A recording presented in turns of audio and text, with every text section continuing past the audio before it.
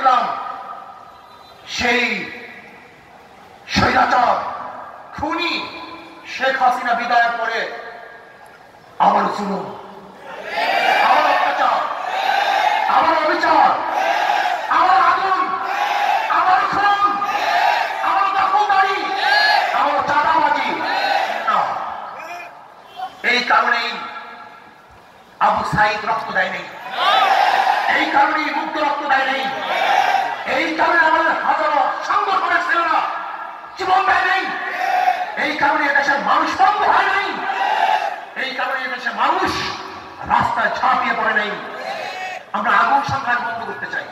যমুনা আছে বলে life, Jamuna refrigerator, খাবার ফ্রেশ তো লাইফ জম্পেশ। কে আমার দল করে, কে অন্য দল করে, কে কালো আর কে সুন্দর, কে বড়লোক, কে গরিব, কে শিক্ষিত, কে মূর্খ, না, এরকম ভেদাভেদ আমরা চাই না। কে মুসলমান, কে হিন্দু, কে খ্রিস্টান, এই ধর্মীয় বৈষম্যতা আমরা চাই না। এদেশের প্রত্যেকটা নাগরিকের অধিকার সমান থাকবে। আমরা সবাই বাংলাদেশী, আমরা সবাই বাংলাদেশের নাগরিক। আর স্বাধীনতা এবং জুলুম নির্যাতনের ব্যাপারে একমাত্র ক্রান্তি দিতে পারে ইসলাম। ইসলামের বাহিরে কোন নীতি আদর্শ সম্মত স্থাপন করতে পারে না, মানুষের অধিকারকে ফিরিয়ে দিতে পারে না। আসুন, আমাদের কর্ম শেষ নয়, আমাদের কর্ম এখনো অনেক বাকি আছে। সমস্ত মানুষের দাঁড়ে দাঁড়িয়ে যেতে হবে, মানুষের সেবায় আমাদের আত্মাকে উৎসর্গ করতে হবে। ইসলামী আন্দোলন বাংলাদেশের প্রত্যেক মানুষের নিয়ে হাত থাকতে হবে। আমরা একজন সেবক, আমরা জালেম নই। আমরা জালেমদের বিচার চাই, অবৈধ খুনের বিচার চাই, কিন্তু নিরাপদ লোক যেন কোনো অবস্থাতেই জুলুমের শিকার না হয় সেইভাবেও আমাদের খেয়াল রাখতে হবে। অন্তর্বর্তীকালীন সরকারকে আমরা ধন্যবাদ জ্ঞাপন করতেছি। মানুষ যে আশা, যে ভূত ভরা আশা নিয়ে রক্ত দিয়েছে, জীবন দিয়েছে, আপনারা সেই আশা এবং আকাঙ্ক্ষা বাস্তবায়ন করবেন, সেই দিকেই তাকিয়ে থাকবো।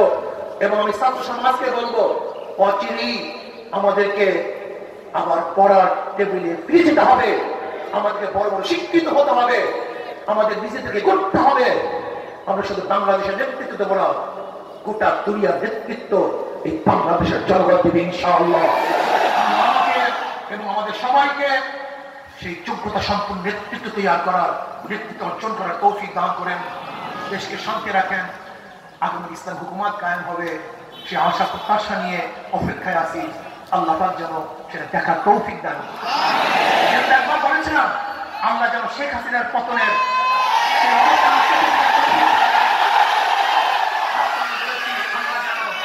আমাদেরকে সেই ইসলাম হুকুমত চোখে দেখার তৌফিক দান করেন। আজকে দেশের স্বাধীনতার বয়স 52 বছর। এই 52 বছরের যারা এদের শাসন করেছে, তারা একজন শাসক ছিল না, সবাই শোষক ছিল। যারা 52 বছর এদের শাসন করেছে, তারা জনগণের কল্যাণে কাজ করে নাই, নিজেদের দল এবং নিজের কল্যাণে কাজ করেছে।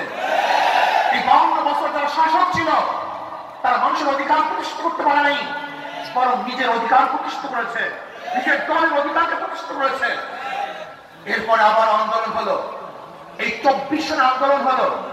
আপনারা আন্দোলনে শরীক ছিলেন, মনে রাখতে হবে বৈষম্য বিরোধী আন্দোলনের ছাত্রদের প্রথম ভূমিকা ছিল। পরবর্তীতে এই আন্দোলন শুধু ছাত্র ছিল না, এদেশের আপামর জনসাধারণ, পুরুষ মহিলা, শ্রমিক, কুলি, মজদুর, তাঁতি, মাদ্রাসার ছাত্র, স্কুলের ছাত্র, কলেজের ছাত্র সহ সমস্ত মানুষ ঝাঁপিয়ে পড়েছে। আমরা মাঠে থেকে সশরীরে নেতৃত্ব দিয়েছি, এই শেখ হাসিনার জুলুমের বিরুদ্ধে আন্দোলন করেছি। আমরা আবার স্বাধীনতা পেলাম, কিন্তু আমি কি দেখলাম? যেই কারণে মানুষ স্বাধীন করেছে দেশ, যেই কারণে মানুষ জীবন দিয়েছে, কিন্তু আমরা দেখলাম সেই স্বৈরাচার খুনি শেখ হাসিনা বিদায়ের পরে আবার জুলুম, আবার অত্যাচার, আবার অবিচার, আবার আগুন, আবার খুন, আবার দখলদারি, আবার চাঁদাবাজি। এই কারণেই আবু সাইদ রক্ত দেয়নি, এই কারণেই মুক্ত রক্ত দেয়নি, এই কারণে আমাদের হাজারো সংগঠনের ছেলেরা জীবন দেয় নাই, এই কারণে দেশের মানুষ বন্ধ হয় নাই, এই কারণে দেশের মানুষ রাস্তায় ঝাঁপিয়ে পড়ে নাই। আমরা আগুন সংগ্রাম বন্ধ করতে চাই।